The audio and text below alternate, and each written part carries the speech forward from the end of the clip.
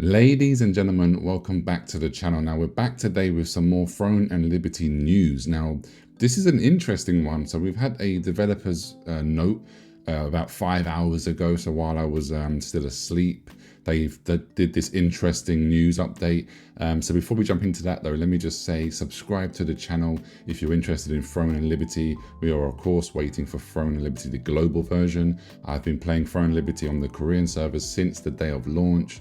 So nearly 6+ months now of playing this beautiful upcoming mmorpg.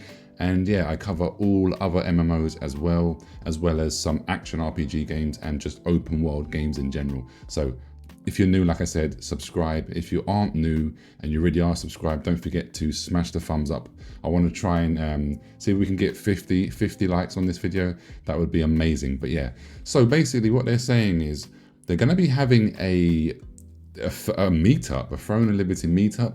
Obviously, this is going to be over there in Korea, so I'm not going to be able to attend, sadly, because they're actually giving away some goodies, which they did this before. Before the game launched in Korea, they had like a beta test, but it was on LAN. It was at their like offices, and they gave away like 4090s and 4070s and whatever. It was amazing. I wish they would do that over here for global, but nevertheless. So he wants to say, I wanted to share Throne and Liberty's roadmap for the future, which I briefly teased upon last week. So if you caught my video before talking about some problems with producers resigning and the talk about mobile and stuff like that, go and catch that video if you haven't found that news out already. They're going to hold their first face-to-face users meeting on Saturday, June the 22nd. So this is that's going to be in 3 weeks' time. So that's going to be what, 2 weeks after the Summer Games Fest. Summer Games Fest is approximately in 4 days from now. So Friday, the 7th of June, 2024. We're going to be hopefully seeing some news about global release, seeing a new trailer. Who knows? But yeah, so they're doing applications through the official website. We invite many people who wish to participate. The meeting will be live streamed, so we're going to finally be getting a development live stream again. It has been a while since the last live stream, so this is great news. So for myself and all of you guys and girls out there who are unable to attend this, we're going to be able to obviously watch this because they're going to live stream it. So in the first part, there will be presentations and listening to the opinions on the future plans. So they're going to be giving us an actual roadmap. So in the second part, there's going to be answers to the main questions and the on-site Q&A. They're going to also do their best to try and reflect the opinions that we guys and girls write in the chat. So they're going to be mostly focusing on obviously the players that are there, but they're also going to be checking the chat for questions. So maybe try and get your questions in there, and hopefully they'll be able to answer that. So please watch and participate in the live broadcast. Of course, we will be doing that. So the plans that we will share with you at the meeting will symbolize a fundamental change in TL. Currently, the Throne Liberty devs are preparing for some major changes to TL's combat and growth in this upcoming summer's update. Now, I don't know, they're saying major changes in the combat. So they're gonna share the full details with us during the live stream, but we will briefly reveal the direction now. So currently, Throne and Liberty's combat is a combination of 2 weapons, correct, 12 active skills and 8 active skills. It has a structure that allows you to create your own cycles and playstyle. So basically your own builds and your own sort of how you want to play the game, whether you're a DPS, whether you're a hybrid healer with like a paladin tank build, or whether you're like I'm a staff longbow. You can make your own combinations. With the upcoming summer update, we are giving you a lot more freedom in how you can configure your playstyle. The key tool here is skills. In addition to the current linear and resulted skill growth system, we're introducing a new feature guys, that allows you to customize each skill. Even if it's the same skill, depending on what kind of content you're playing, whether you're playing PvE or PvP, etc., you will be able to tune it to have different effects. I don't know how I feel about this. Now, what are they trying to say? So in one way, this sounds really cool. Obviously, we don't know how this is going to actually pan out, how this is actually going to be when we get this system. What are we actually going to be able to change and make unique? Of course, for me as a content creator, this is huge in one way, because then this gives more freedom and more diversity of builds, because currently most people, no matter what weapon combination you're playing with, 9 times out of 10 you're rocking the same stuff. So if they're now going to give us way more freedom, and apparently, like it says, we can change and customize each skill, that's going to leave us with way more like build diversities, which makes my my content creation job more fun. I've got more stuff to play around with, more stuff to test and stuff like that. And for just me as a player, of course, and you guys and girls as just a player, it gives you guys and girls also more fun and more experimental stuff you can work with. I just don't know. Yeah, we're going to have to wait and see, obviously, but I just don't know. Leave me a comment down below. What do you think about this so far, without obviously getting hands-on with it? So, right. Just because you've grown a lot, you can't strongly tune all your skills, correct?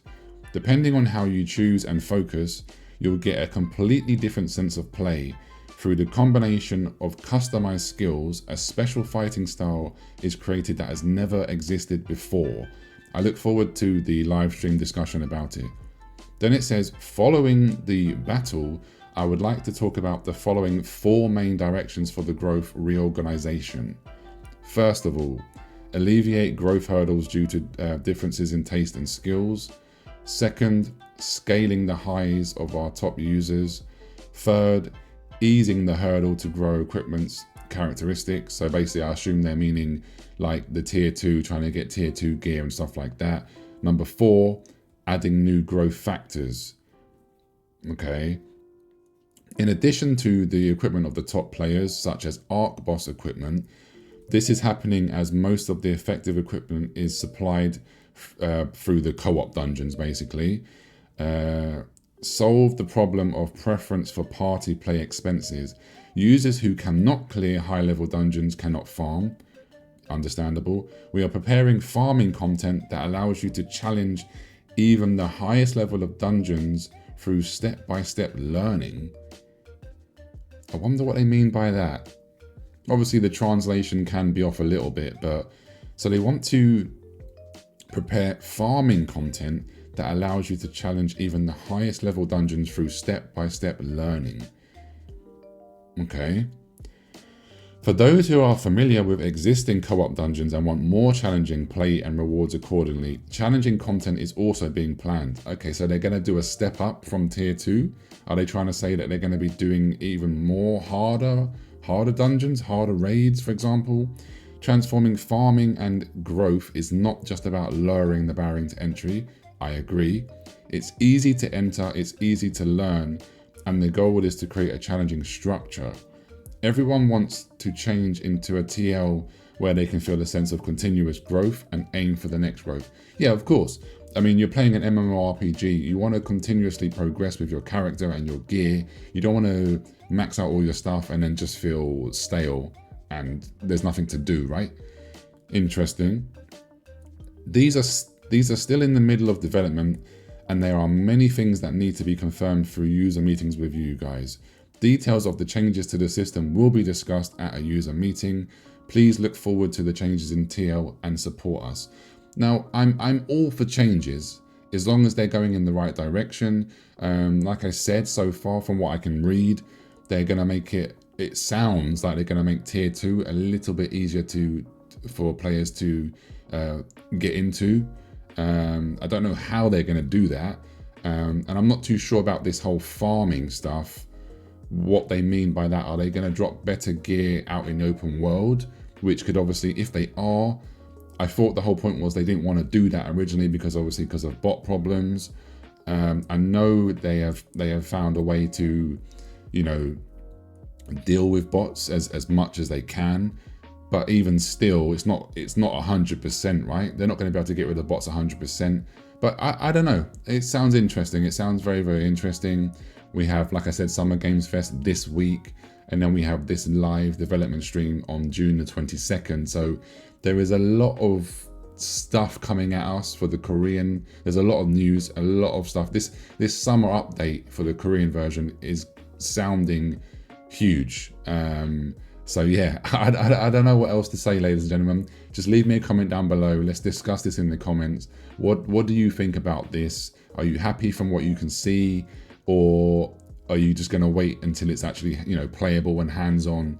But overall, I'm excited. I'm a little bit nervous at the same time, purely because if they're doing so many changes, does this mean that global is going to be Q4 of this year?